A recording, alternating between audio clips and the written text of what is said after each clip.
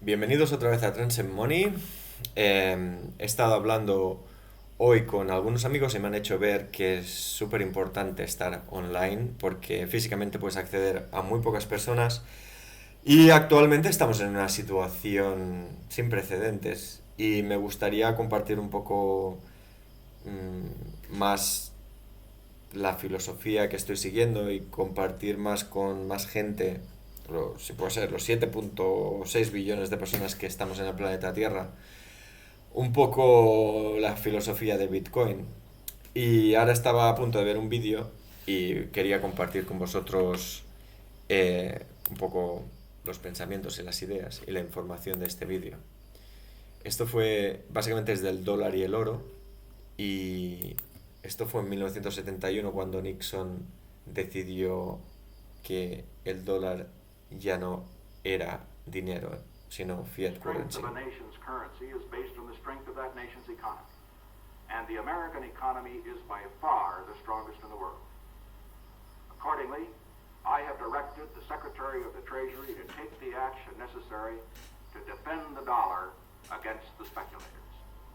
I have directed Secretary Connally to suspend temporarily the convertibility of the dollar into gold or other reserve assets, except in amounts and conditions determined to be in the interest of monetary stability and in the best interest of the United States. Claro, para mí, siendo una persona que le gusta la libertad, este hecho no me parece bien, porque básicamente desreferenció el dólar con un asset real que era el oro, porque antes el dólar era oro. De hecho, un billete de dólar era un recibo del oro que te pertenecía. Y en el 15 de agosto del 1971, el presidente Nixon, en mi opinión, robó a medio planeta. Porque, según lo que tengo yo, corregidme en los comentarios si estoy equivocado o no estáis de acuerdo, pero esto fue, nos está intentando vender que están atacando el dólar, pero básicamente lo que hacía, lo que yo entiendo que pasó, lo que tengo, la información que tengo yo, es que Alemania y Francia querían cambiar los dólares que tenían por oro, porque preferían oro. Y entonces Estados Unidos, en mi opinión, esto podemos discutirlo en los comentarios abajo, no os olvidéis darle al like y suscribiros si os gusta este tipo de vídeo y compartirlo.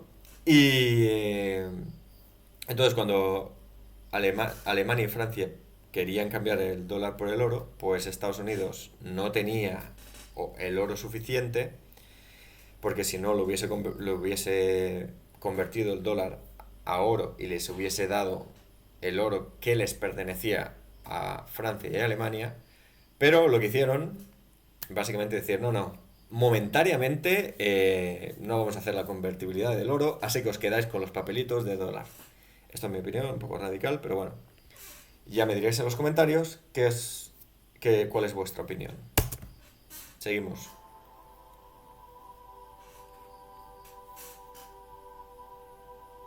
August 15th, 1971 will stand as an important event in economic history for many generations. In fact, hundreds of years from now, people will look back to that day. Fue un momento histórico que en el día a día no pensamos, pero realmente nos robaron a nivel planetario.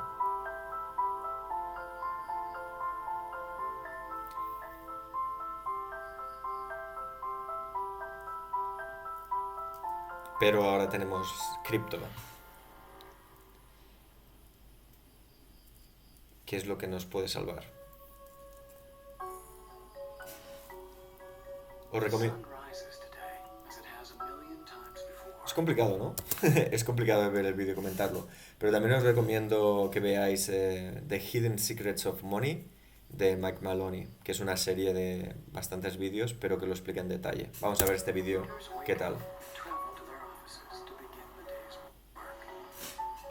¿Sabes qué? Que como lo estamos haciendo en castellano el vídeo, lo vamos a traducir, porque así lo podremos, para la gente que quiera verlo en español. Español, que será en Spanish. Ya os digo que estoy haciendo experimentación ahora con YouTube. Vale, venga. Estoy en medio, pero bueno. Today is a day like any other. Or is it? In 2008, the world experienced one of the greatest financial turmoils in history. Markets around the world started crashing, and major financial institutions, once thought to be invincible, started showing signs of collapse. También os compartiré el link Governments responded quickly, de este issuing vídeo. massive bailouts and stimulus packages in an effort to keep the world economy afloat. And it worked. The global economy recovered much quicker than most predicted, and soon it was back to business as usual. And yet, something still isn't quite right. Otra de las cosas importantes es que, claro, al de referenciar el dólar con el oro, el gobierno de Estados Unidos puede imprimir todos los dólares que quieran. Cracks have started to appear. Y de hecho los bancos dejan dinero que no tienen. Talk to people on the street today. They would tell you, I don't know what's causing all this, but this just doesn't feel normal to me. You know, the government's running $1 trillion worth of deficit. Why isn't the economy improving? The government's going to spend almost $3.7 trillion. Why don't I have a job? Why is the unemployment rate at 9%? And I even think that number's understated. A lot of people are feeling unsure about the world today, concerned that something terrible is waiting in the wings. We're told that the global financial crisis of a few years ago has been fixed. But what if the crisis isn't the cause of the angst so many of us feel, but rather the symptom of a much deeper problem? Porque pienso que ahora con lo de cerrando los negocios, imaginaos, cerrando los negocios del planeta Tierra, la crisis que puede llegar. El Bretton Woods, eso es la conferencia de 1944, Bretton World War Woods. II coming to an end, the Allied nations met at Bretton Woods, New Hampshire, to create a new financial system. Bueno, vamos a hacer un momento una pausa porque me están llegando aquí un montón de mensajes y no quiero que salgan. Vale. Venga. Would stabilize the world once the war ended, with America poised to enter a golden age of prosperity. The U.S. dollar was chosen as the world's reserve currency. The Bretton Woods system was created after the Second World War at the Bretton Woods Conference in New Hampshire. And rather than using gold as the means of exchange between countries, as was the case under the old gold standard, the dollar was going to be used. The dollar was chosen because back then it was as good as gold. Under this new system, countries agreed to fix their currencies to the U.S. dollar, and the U.S. dollar would be tied to gold. Esto fue histórico y es interesante porque This meant that countries realmente lo interesante de esto es que porque los humanos nos acostumbramos y no creemos que pueden haber cambios. Y entonces estamos acostumbrados a que el dólar era oro y no nos dimos cuenta de que nos la colaron. the world could trade their currencies for U.S. dollars, which they could then exchange for gold. This created a system where all currencies were essentially backed by gold.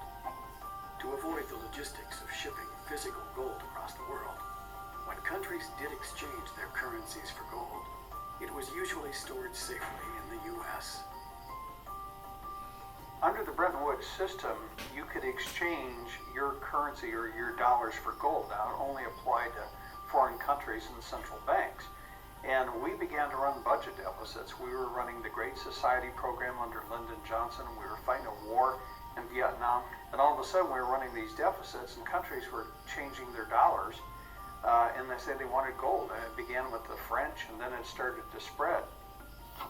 With all the new spending programs in the United States, other countries became concerned that the U.S. was spending more money than it had gold reserves. They started exchanging their dollars for gold and demanded physical delivery, as they felt that there were more dollars being printed than the gold that backed it. To prevent this outflow of gold from American vaults, President Nixon called for an emergency suspension of the gold convertibility system. I have directed the Secretary of the Treasury to take the Es action espectacular, ¿eh? Si te hablan bien, defend the dollar against the speculators. I have directed Secretary Connally to Te lo suspend crees. temporarily the convertibility of the dollar into gold or other reserve assets. All of the problems that we see today in the monetary system are a direct result of the decision made in August 15th, 1971, to abandon fixed link back to gold. What gold did is it provided discipline on governments, provided discipline on government spending.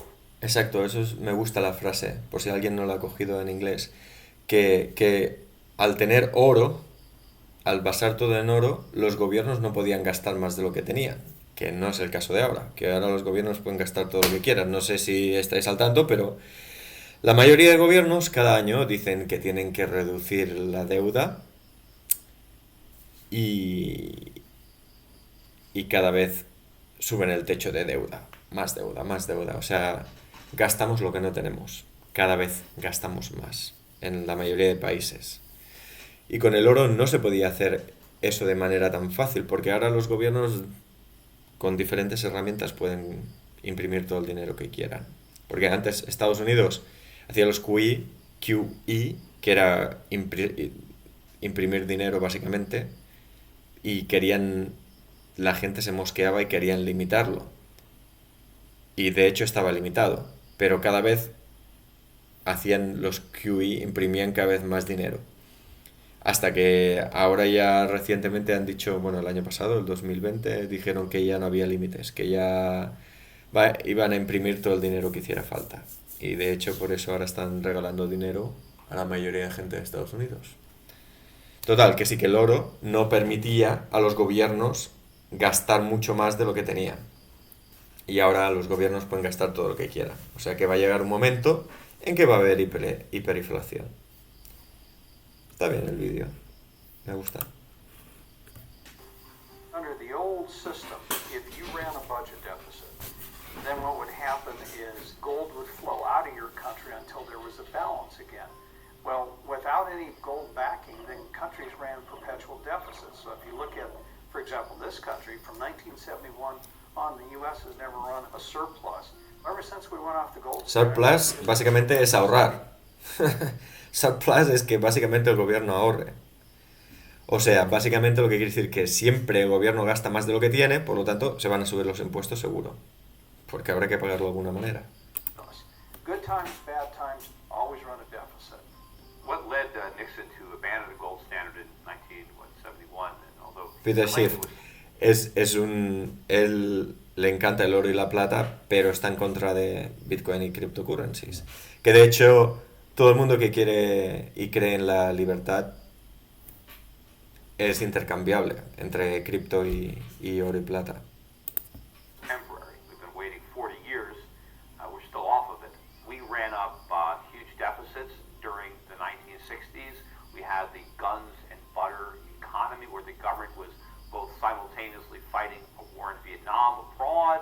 In addition, we were funding manned missions to the moon and the whole space program. We were creating more money than we had gold reserves to back it up. Claro, por un And tiempo a lot funciona. of our foreign creditors saw this and began to demand gold rather than their Federal Reserve notes because they sensed that Washington simply didn't have enough gold to make its commitment to back the dollar.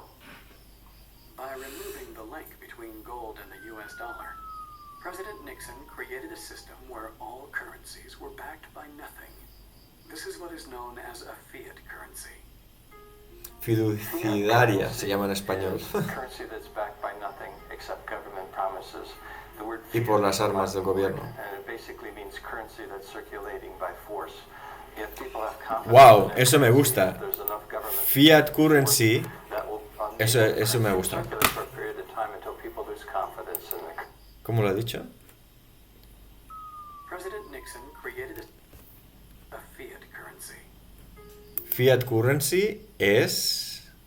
Fiat currency is currency that's backed by nothing except government promises. The word fiat is a Latin word, and it basically means currency that's circulating by force. De fiat viene tiene raíz latina y quiere decir circulando por fuerza. Eso es súper interesante. De hecho, estoy haciendo una mezcla entre inglés y español, pero probablemente debería hacerlo todo en inglés. Pero bueno, ponedme en los comentarios qué os parece y darle al like y suscribiros, que así haré más vídeos en español, si no los haré en inglés. If people have confidence in their currency and if there's enough government force, that will enable the currency to circulate for a period of time until people lose confidence in the currency. De hecho, como estoy experimentando, me voy a poner agua y todo. We all use currency. There will come a day when everybody knows the difference.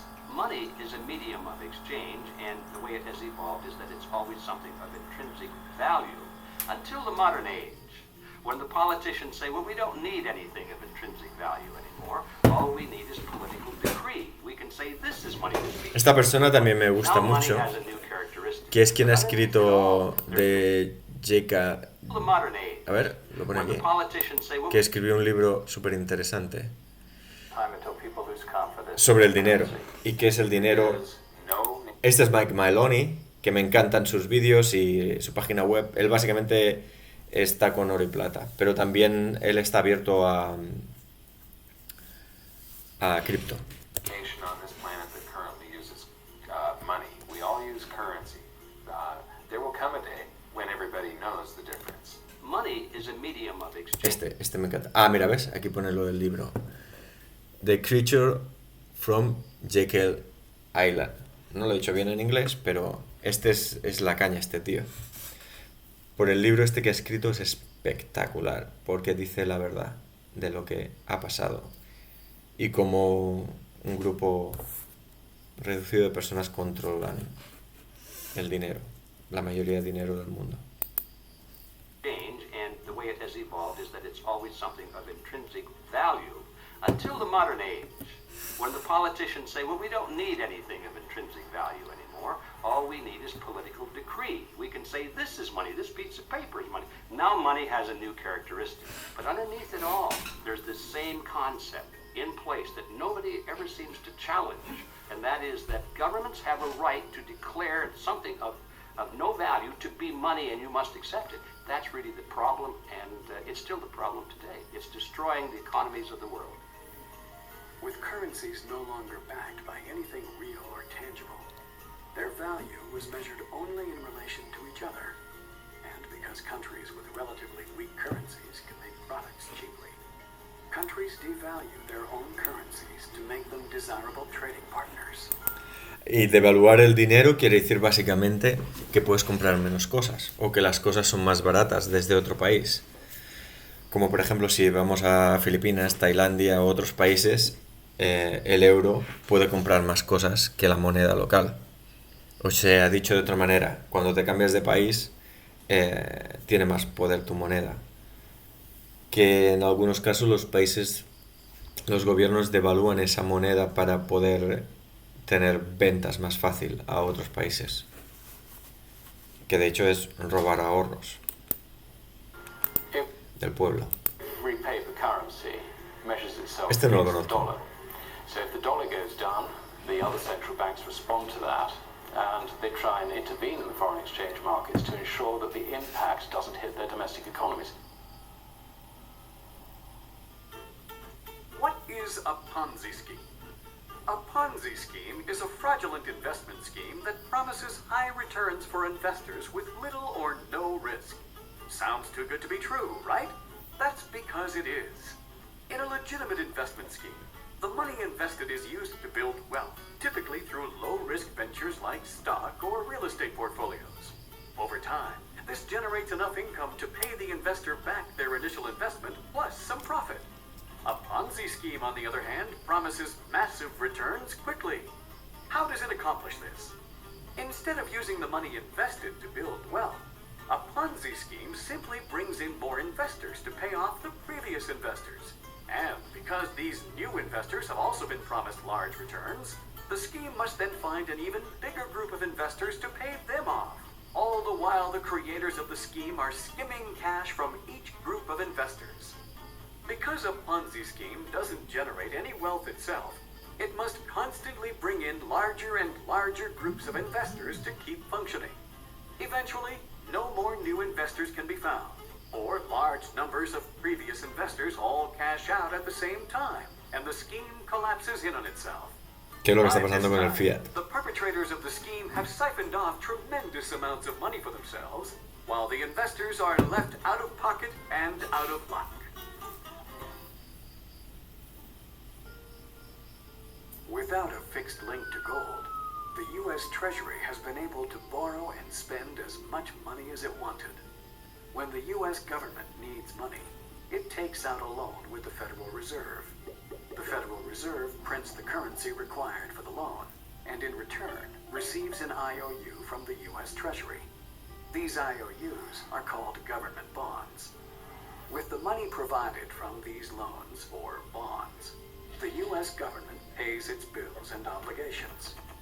Meanwhile, the U.S. Treasury and the Federal Reserve work closely together to sell these bonds at auction, where foreign central banks, pension funds, and even individuals buy these U.S. government loans. And why wouldn't they? Loaning money to the U.S. government is virtually a risk-free investment. But if the loans are spent on bills and paying off previous loans, where does the government get the money to pay back the current loan and the interest that is charged on it? Is investing in a U.S. government bond simply one small part in a giant Ponzi scheme? The Federal Reserve System is definitely a Ponzi scheme. There's no question about it. They go through the appearance of lending money to the governments, and the governments agree to pay back the money plus interest. And so this money comes into being, and they create it just for that purpose. They give it to the governments. It didn't exist before that, you understand. Central banks just make it out of nothing and click a few keys on a keyboard of a computer, and the Treasury of the United States government now has another $1 trillion that it can spend. That's where that money came from. And so that creates a liability on the part of the federal government to pay it back, plus interest. Now think about that, plus interest.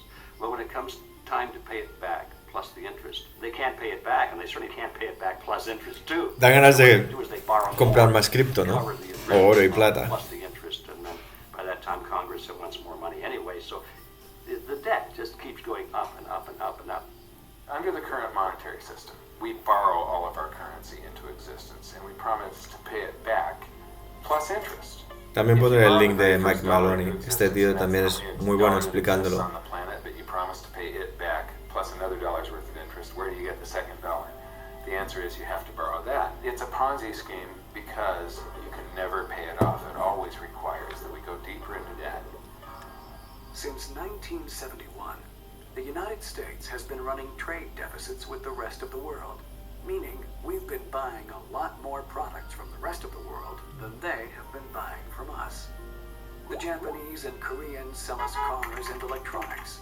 The Middle East sells us oil, and the Chinese sell us seemingly everything on our Walmart shelves. The U.S. pays for these products with U.S. dollars, and everyone is happy. But if countries were to convert these U.S. dollar profits back into their own currencies, their currencies would rise in value, making their economies less desirable to trade with. Instead, countries invest their dollar profits by buying U.S. government bonds. So countries around the world sell their goods to the U.S. in exchange for U.S. dollars, which have been borrowed through the Federal Reserve, creating IOUs. And countries then loan their U.S. dollar profits back to the U.S. by buying more IOUs. The money from these loans is spent on paying government expenses, as well as paying back previous IOUs. But in order to do this, larger and larger loans must be made in order to pay back the principal and the interest. By paying back old loans with new and larger loans, it would appear as if the entire world has been investing their hard-earned money into a Ponzi scheme of epic proportions. Epic proportions. In this business of creating money for federal governments and national governments around the world, if they didn't keep creating new money in larger and larger amounts, the whole thing would crash. Because that's where the money comes from to pay. Por eso va a subir la previous cripto y loans, the new el loans. oro y la plata. So that's Porque why hay it's a Ponzi más scheme. dólares. It's a De hecho, Ponzi scheme. en 2020 se crearon un 24% más de dólares que en 2019. We have to borrow more and more money from the rest of the world. And the more money they loan us today, the more money they have to loan us in the future. And if they ever stop loaning, the whole thing collapses and we can't pay them back.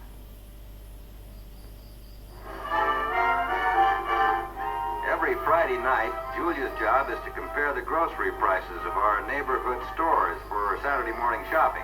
There are 5 big neighborhood markets within a couple of blocks of our house, and Julia spreads her shopping around, going where the prices are lowest and the quality best. Remember when a chocolate bar cost $0.25? When you could fill your car up for $5 and feed a family of 6 for $35 a week? Whatever happened to those days? Without anything tangible backing currencies, governments could borrow and print as much currency as it wanted. This has gradually led to the value of our currency being eroded. With the creation of all this money, that dilutes the value of all of the dollars that were out there before, so that the purchasing power of the dollar gets crowded down, and we used to be able to buy a gallon of gas for 31 cents. Now it's hitting around $5. The average guy in the street is affected by inflation because of the loss of purchasing power, and as a consequence, his standard of living is declining if he can't keep up with the inflation rate. In many measures of a standard of living, Americans today are actually worse off. You can take my grandparents. My grandmother never worked, despite the fact that my grandfather was a carpenter, and they had 8 children. Could a carpenter, somebody without even a high school diploma, just working in a blue-collar job, support a wife and 8 kids today? Not a chance. With inflation rising faster than incomes, people were forced into more and more drastic measures to maintain their standard of living. With each new day, the work of a family begins again. When we went off gold backing of the dollar, what used to happen prior to that is the husband went to work, the wife stayed at home, raised the family. Because of inflation in the 70s, the wife went to work. So now you had 2 incomes that were necessary to produce and buy the same goods and services. In the 90s, we stopped saving. The savings rate basically got down to 0 because people were spending, especialmente en Estados Unidos, in order to buy the same goods and services. Then we got to the last decade. The wife was already working. The savings were down to 0. They borrowed money. And so we've gone from 2 earners getting rid of our savings rate to borrowing money to keep pace with inflation. The average person is now forced to borrow well beyond their means, getting themselves deeply into debt. At first, this was to maintain a nice standard of living, but slowly, it has become necessary just to survive. By printing so much currency and devaluing it so heavily, it would seem that governments are essentially levying a hidden tax on their people. Central banks try to say that 2% or 3% inflation is a good thing, and they make that a target. Well, it's venden tax. lo que sea. Es Why increíble. is 2% inflation or 3% inflation better for the country than no inflation? You'll be told, of course, that's better than deflation, and you'll be told that people like to feel that their money or their jobs or their wages are going up by 2%, at least it's something. When in fact, that 2% is robbery, and what they get is going Exacto, down. inflación es robo, porque quiere decir que tus ahorros valen menos. These days. I mean, yeah, they say the CPI is up whatever it is, 2 or 3%. I mean, anybody who's alive knows that inflation is well beyond that, probably running double digits. The purchasing power of the average person has been deteriorating drastically, but in order to disguise this, governments have been skewing the figures in their reports to make it seem as if inflation is much lower than it really is. There's this curious distinction made, which most people don't understand, between core inflation and headline inflation. The core inflation is the basic 2% target, which doesn't matter. And the headline inflation is once you include all such of things like energy prices and sudden tax rises and the rest. Well, the inflation rate is skewed. They use all kinds of contrivances to make the inflation rate look lower than what it really is. If the U.S. government were using the same CPI model that they did when President Carter was in the White House in the late 1970s, the inflation rate today in the United States would be 9 or 10%. That's how badly the currency is being debased. Now, the reason why they do that is there are a lot of inflation-adjusted responsibilities that the U.S. government has to pay out money to, for example, people on the Social Security system on an inflation-adjusted basis. If they keep the inflation rate... Es increíble el juego que tienen montado, That means they're paying out less. That means the government budget deficit is less. A thriving metropolis, Toledo. Por lo tanto, ¿está subiendo el Bitcoin o está bajando el dinero de Fiat In Currency? Akron, the state's El fifth dólar. largest city, that story deals primarily with rubber. Akron is the rubber manufacturing capital of the nation and the world. Her very name is synonymous with rubber. In a global economy where currencies are measured only against each other, countries are able to artificially lower the value of their own currency, making their industries more competitive. Espectacular. A country with a weak currency can make products cheaper, causing entire industrial centers to move overseas. This effect has been seen countless times in cities around the world, some of which still haven't recovered from the loss of their industrial base.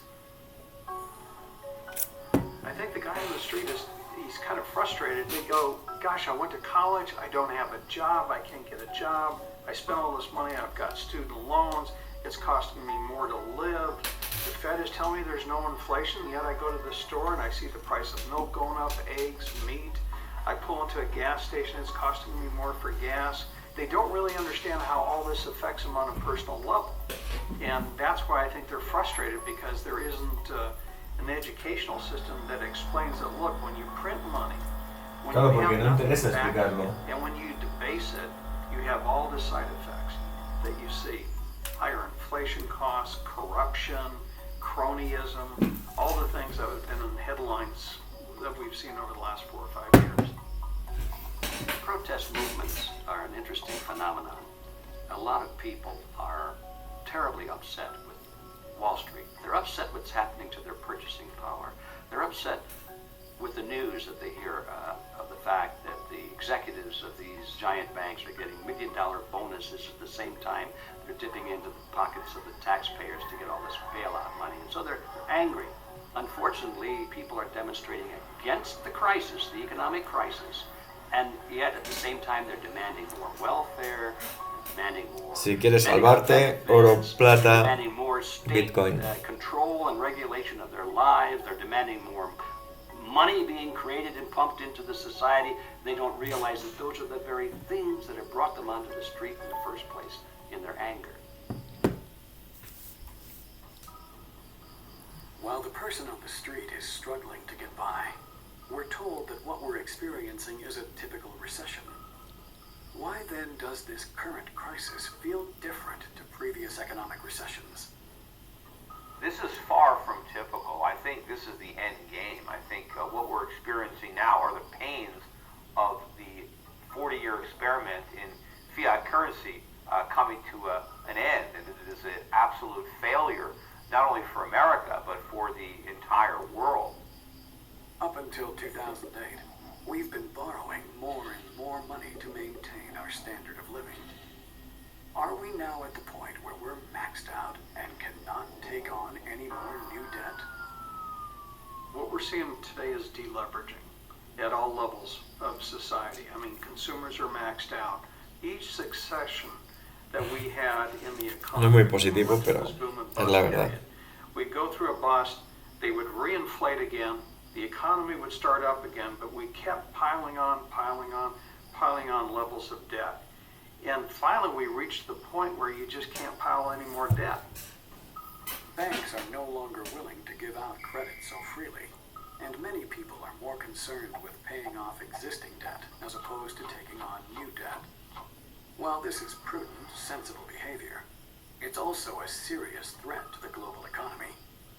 Having set itself up as a giant Ponzi scheme, the global economy is reliant on more and larger debt being issued to keep itself ¿Qué es lo que functioning. está pasando?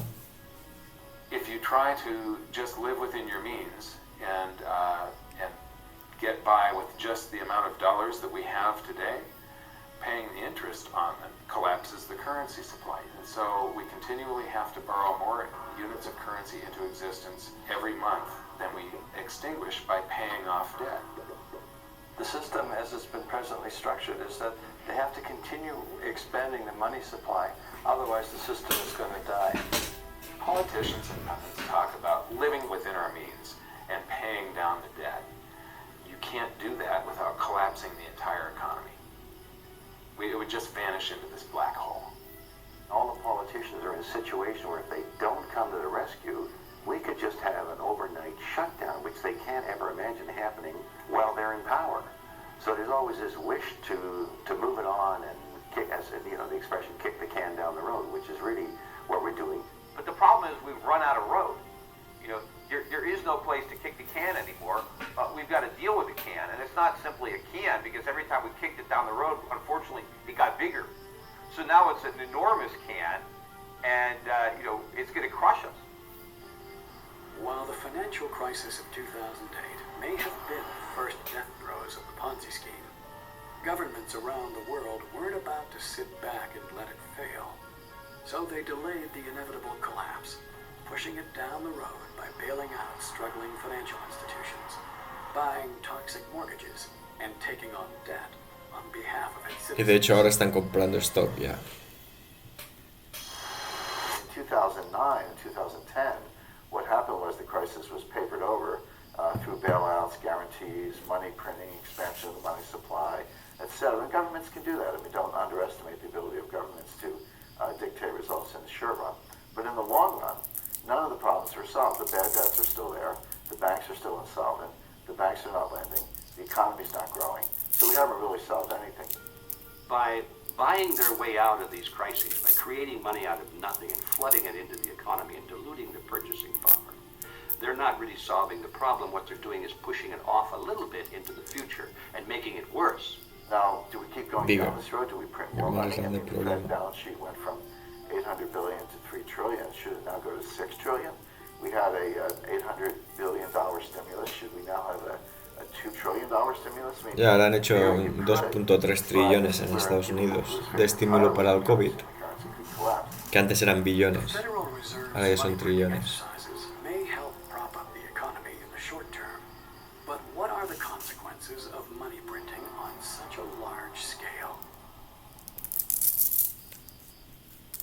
I think you're going to see a very rapid decline in the value of the dollar in a matter of days, whether it's 20%, 30%, 40%. A lot of people have been buying the dollar as a safe haven. You know, when they find out that there's no safety there, in fact, they need a safe haven from the dollar. I mean, right now the dollar is benefiting from the fear trade. Well, what if the fear trade is afraid of the dollar? Aside from causing an enormous amount of inflation, the Federal Reserve's reckless money printing exercises also run the very real risk of creating a worldwide loss of confidence in the US dollar. I think a currency crisis is highly likely, but it'll be very difficult to know exactly what will cause it and when. I think it'll be something unforeseen. It could be a natural disaster, it could be a political shock, it could be COVID. just a general loss of confidence.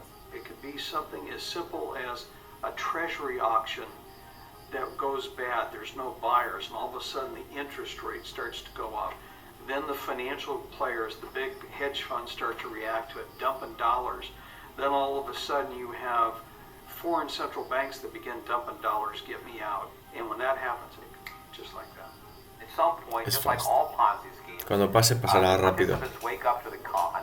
They don't want to participate anymore, and the whole thing implodes.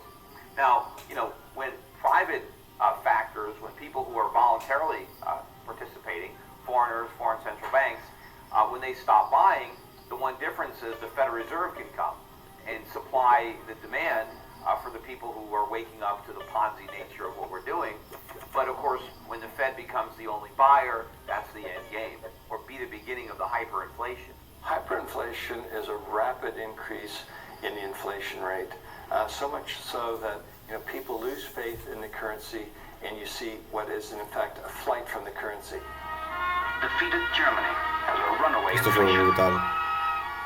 In Germany, the mark becomes so worthless, it is used to paper walls or to light stoves. What happens is the government Quemaban el dinero que era más barato que comprar leña. It gets to the stage where it's borrowing more money than the market is willing to lend to it.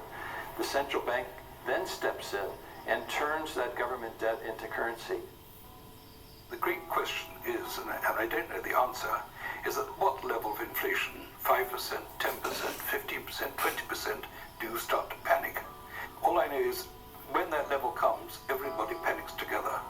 Consequence of a hyperinflation is the price of goods and services rises very, very rapidly, and that feeds upon itself, causing people to get rid of the currency even more quickly. So you then have a situation where people go out and they buy things just to get the hell out of paper money. And paradoxically, that then starts driving and accelerating demand for paper money because they want more paper money to go and buy things. So you have this situation where the value of paper money starts collapsing in advance of its issue. In everyday life, you'll be scrambling from day to day to get tangible things. If you're thinking of buying one can of tuna, you're going to buy two, because you know that tomorrow or even later on that day or the next hour, that can of tuna is going to be costing you more. You're going to be scrambling to get anything that's tangible. This period is going to involve a lot of economic pain.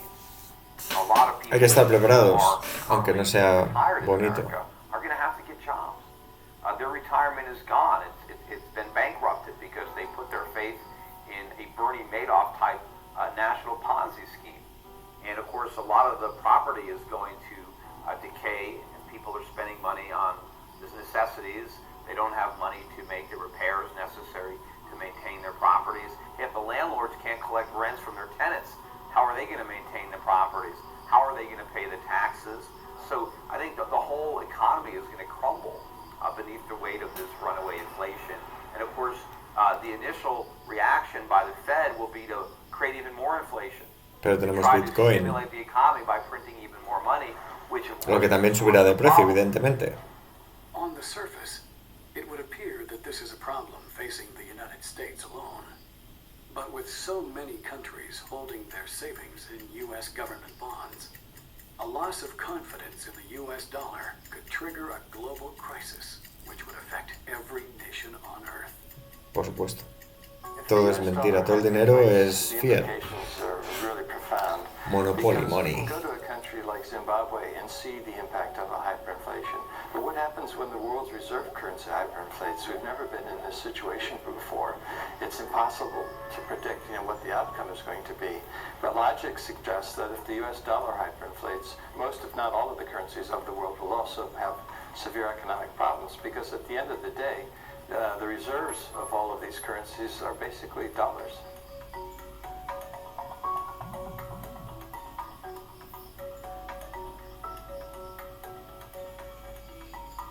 Esto es importante, ¿eh? Pueden imprimir lo que les dé la puta gana. Y esto, Ben Bernanke lo dijo. El gobierno de Estados Unidos tiene la tecnología llamada Printing Press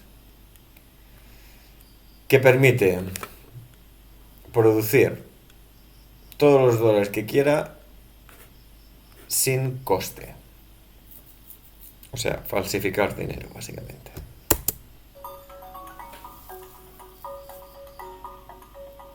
There have been dozens and dozens of currency collapses since the end of the Second World War, and they all result from the same thing, bad policies, bad management. And the U.S. right now is pursuing bad policies. Central bank is doing a bad job managing their currency. As a consequence, it's inevitable that the dollar is going to collapse. It's on this road that I call the fiat currency graveyard. The markets, the private sector, however you like to decide it, people, they suddenly sort of move in a herd instinct. They suddenly sort of understand things. And this can happen overnight. I mean, it really can. So the timing of this is, I think, very difficult, if anything, impossible for us to say. But I would point out that there is the danger that, I use a metaphor, one morning we will wake up and find that we are in a very different world. It may not be El problema es que pasará rápido, a week, a month, I don't know. como pasó en But it happens, 2008. it will happen quite quickly, and we won't really be able to predict when. Bueno, el problema y lo bueno, si tienes cripto, gold, silver. One of several scenarios facing the world today. But history has shown us that whenever a nation tried to run its economy using an artificial fiat system, the end result is always the same. Disaster. More zeros, más There ceros is en a el proven billete. 100% failure rate. There is no exception to this. Fiat currencies always fail. And then 40 years ago, we tried this grand experiment where all the world's currencies became fiat at the same time when we ended the Bretton Woods system.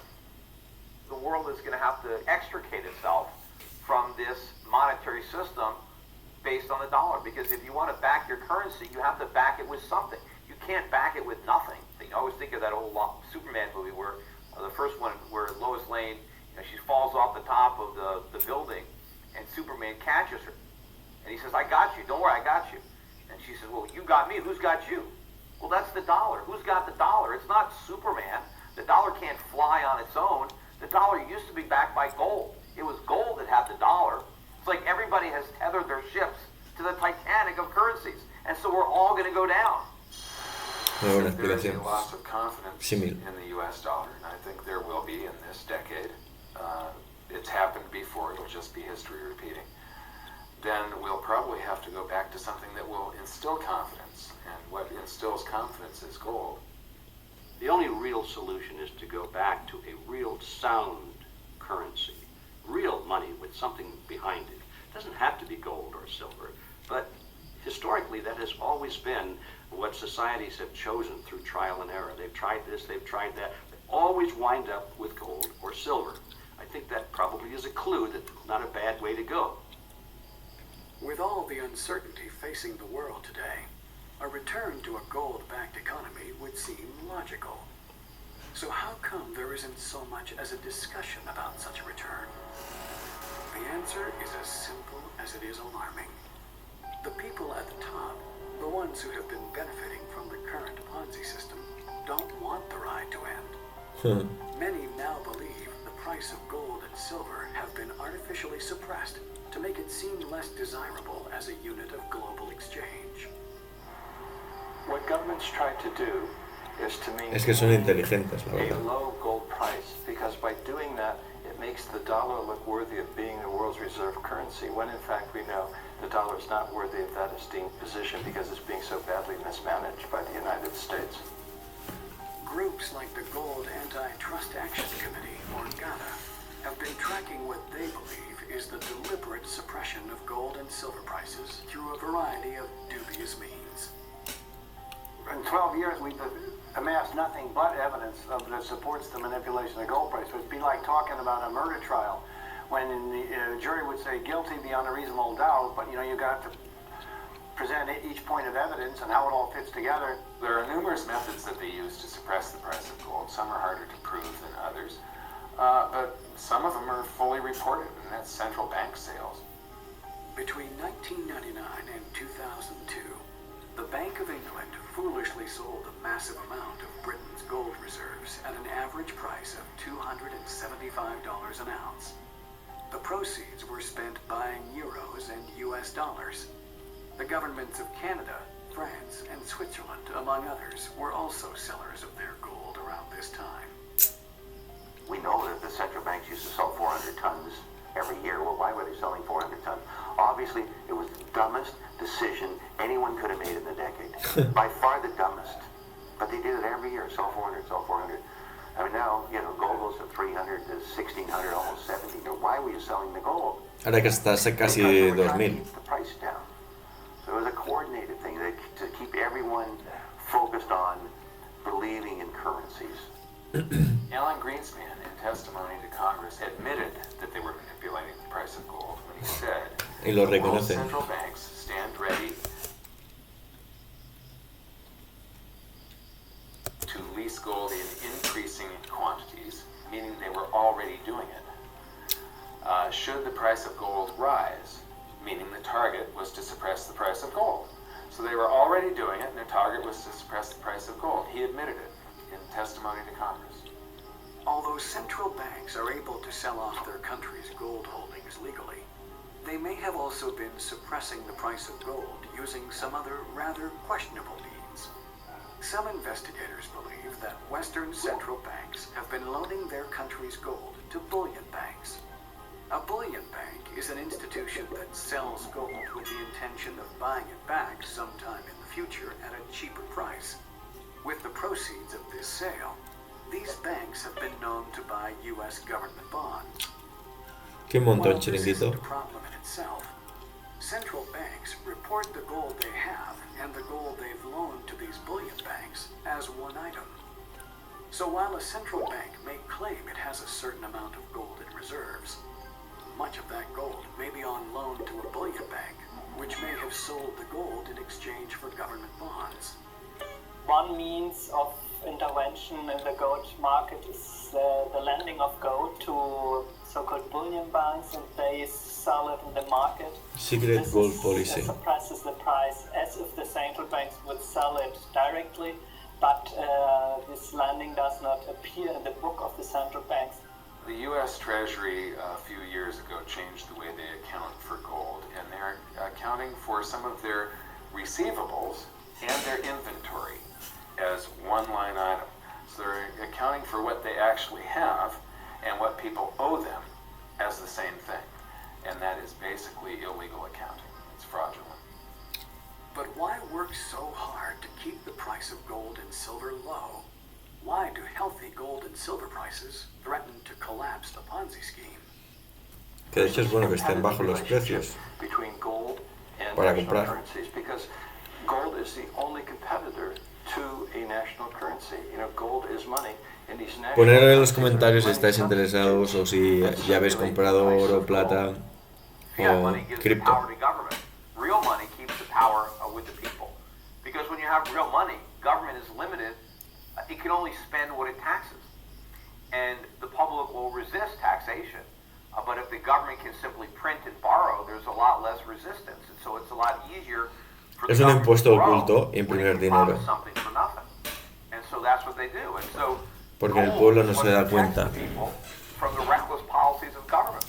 Gold is government Como shadow. hacía Roma, que cogían las monedas de oro y plata, las fundían y las mezclaban con materiales más baratos.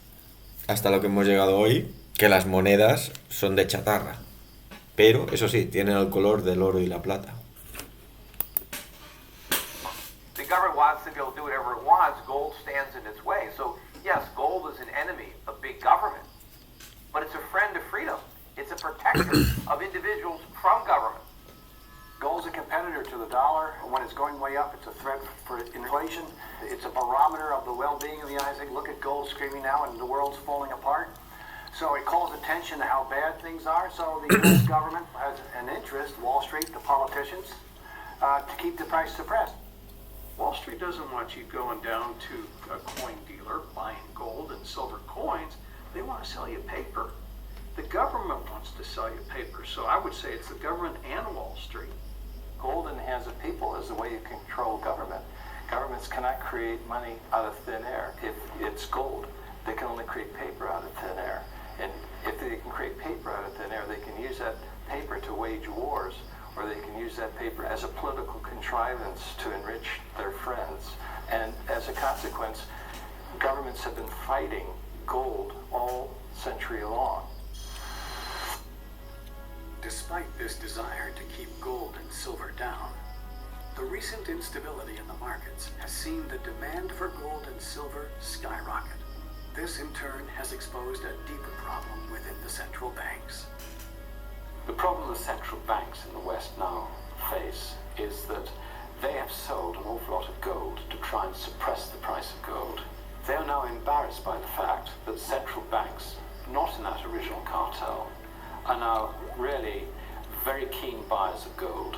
And we're talking about the Chinese, we're talking about the Russians, we're talking about the Indians, we're talking about even Mexico. All these non-mainstream central banks, not part of, if you like, the top club members of the Bank of International Settlements, you know, the little guys in that context, they're picking up hundreds of tons of this stuff. To suppress the price of gold, Western central banks have had to sell or loan out their country's gold holdings. But because the gold they sell rarely leaves their vaults, no one can be certain they aren't selling or loaning out more gold than they physically own. If this is true, then this could be one of the biggest scams ever perpetrated in history. A massive con perpetrated not by individuals, but by entire governments. This central bank gold, most of it sits at the New York Federal Reserve and the Bank of England, so it's in the basement of these two places, and it doesn't actually move. When a country is doing international settlement, they basically take a bar off of this pile and put it on that pile, or they'll just change the labels, or it's just a book entry, it's accounting. Except there's been some pretty creative accounting on all this gold, and I doubt very much of it, that I don't think all of it is there. The question remains, if everybody, especially the big players, wanted all of their gold delivered at the same time, it is physically impossible to do it. Most gold that exists on the planet, there's more than one claim on each ounce of gold. There's several people that think that they have title to that same ounce of gold. I have said many, many, many times, over and over again, if you can't hold it, you don't own it. The game can't go on forever because sooner or later. Eso es interesante. Si no lo puedes sostener, el oro o la plata que has comprado no es tuya. Eso es interesante y no pasa con Bitcoin, porque Bitcoin lo que decimos es si no tienes las llaves no tienes el Bitcoin. O sea, tener tu Bitcoin en un exchange no es tuyo el Bitcoin. Tienes que tener las llaves. Bueno, es interesante. Esto me hace pensar también en situaciones del oro que es, en principio es más seguro tener Bitcoin que oro, especialmente si lo tienes en una empresa que te lo guarda.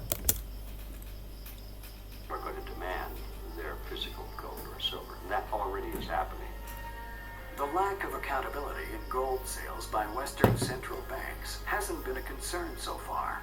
But as more and more buyers of gold have started to demand physical delivery, central banks that have oversold or loaned out their country's gold will find themselves caught in a major scandal.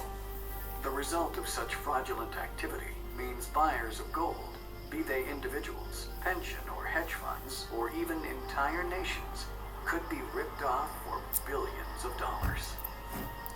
It's a little similar than the Murdoch scandal here at Fox News in London, the Madoff scandal. I mean, it's a very incestuous relationship between press, big money, and the politicians. And unfortunately, these things don't get correct until they blow up. Madoff blew up. Murdoch blew up. The gold market is going to blow up, and I think will be a bigger scandal than either of them because it's Eso, el mercado es interesante. ¿Cómo puede ser que el mercado de valores esté all time high? Nunca había estado tan alto cuando todos los negocios han cerrado por el COVID. The only trick that the politicians in power today know, porque la Fed está comprando the only trick they know acciones. is to create more money out of nothing to inflate the currency. They have no other trick. So as long as we keep looking to them to be our leaders and solve the problem, that how can we expect anything else? That's the only trick they know. Because the only trick other trick there is to stop inflating and to go back to a sound currency. And that would say, they'd say, oh no, we can't do that. And the reason they can't do that is because it would put them all out of business. They wouldn't be able to continue the Ponzi scheme. Even with cracks forming in the current financial system, the only solutions offered by governments are in fact just more steps down the road to disaster. But while a single person may not be able to save the world, there is still something you can do to protect your family and yourself. You cannot turn to a Ponzi schemer and ask him to run a real business because he doesn't know how. So you can't turn to all of these Ponzi schemers in government who are inflating the currency and say, well, let's solve the crisis in some other way, because they don't know how. So the solution is to quit depending on the same people with the same mentality to solve our problems. If governments won't go back on a gold standard, individuals can go back on the gold standard all by themselves. Politicians can create fiat money at will. That's why it's fiat. So why would you want to put your faith in that? Put your trust in politicians and bureaucrats and central bankers when you could just have something real that has intrinsic value, that is scarce,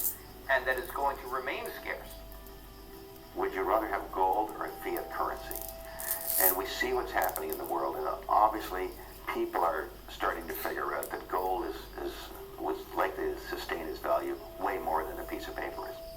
It's not that the price of gold is going up, it's that the value of the dollar is going down. The price remains constant in terms of human effort and purchasing power. An ounce of gold today will buy the same thing it bought 2,000 years ago. An ounce of gold today is approximately takes so much human effort to get out and refine the same human effort that it took to do certain things 2,000 years ago. It's the human effort equation that maintains stability. How much effort does it take?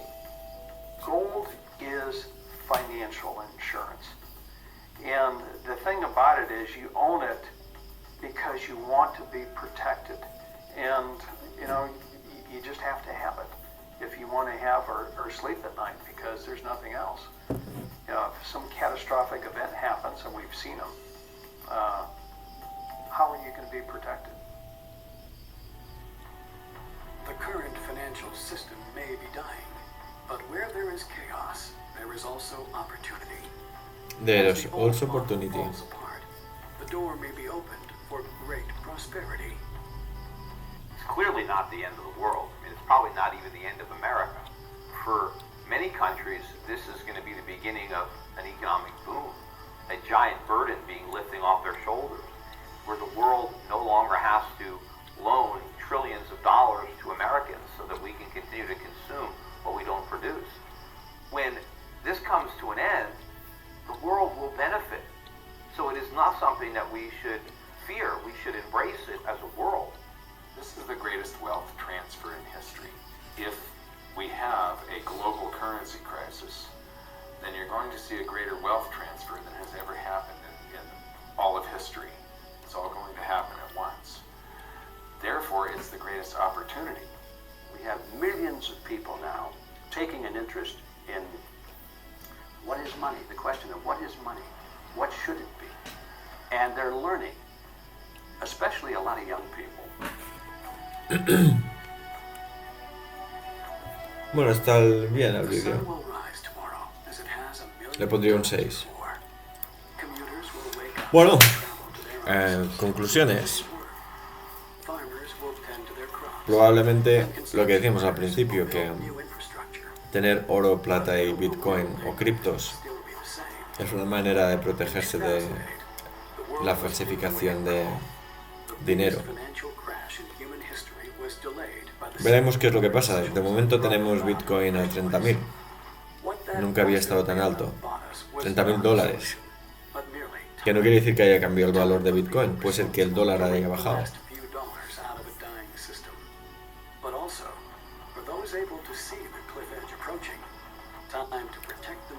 Vamos a ver qué pasa. Bueno, a ver qué tal sale este vídeo. Ponerme comentarios, suscribiros, darle al like. Yo creo que es un experimento este vídeo para ver si podemos iniciar discusiones sobre este tema, porque es un tema muy importante. Trascendiendo el dinero. Is the best investment. Get out of currency, buy money, and you're probably going to be able to buy a whole lot more stuff later. But the best thing that people can do of all is really to take on their own responsibility for getting financially educated. This is the most important thing. Don't let the banks and the brokerage houses and other people guide all of your decisions. Find out what's going on for yourself. Empower yourself.